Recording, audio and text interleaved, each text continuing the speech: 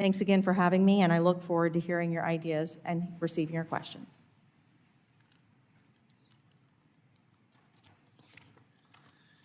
Thank you, Ms. Osborne. Prior to beginning member questioning, I'd like to make our witness panel aware that votes are anticipated to be called at 10:30 a.m. this morning. If this occurs, the subcommittee may enter into a brief recess.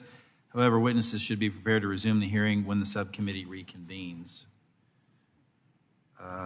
Thank you. Again, thank you all for your testimony. We'll now turn to questions from the panel. I recognize myself to begin. Mr. Dewitt, in your written testimony, you outlined the American Road and Transportation Builders Association opposition to Federal Highway Administration's final rule to create a greenhouse gas performance measure. In addition to citing the administration's lack of statutory authority to promulgate such a regulation, your testimony says, quote, this rule could impinge on state flexibility to select projects, end quote.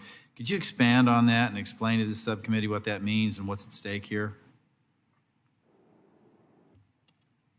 Yes, sir. Thank you, Chairman Crawford.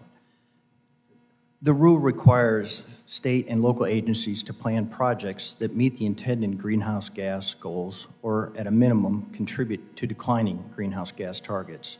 This means that states and other transportation agencies may need to prioritize certain types of projects over others if they do not align with the prescribed GHG reduction targets. The concern is that this could lead to a misallocation of resources, hinder state-specific transportation needs, and undermine the flexibility that states have traditionally enjoyed in selecting and prioritizing transportation projects.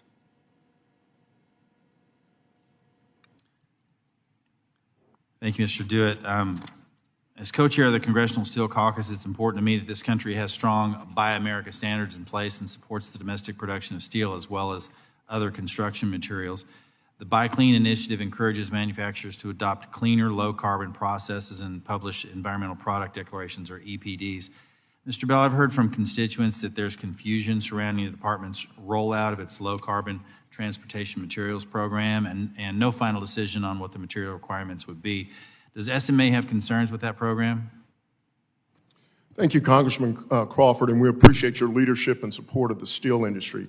Yes, the SMA has serious problems with it because it is not clear as to where we're going to end up here. You have one approach that's being adopted by the General Services Administration, and then you have Federal Highway that, to their credit, is taking a more collaborative approach and working with industry and other subject matter experts to determine what their Buy Clean policy will be.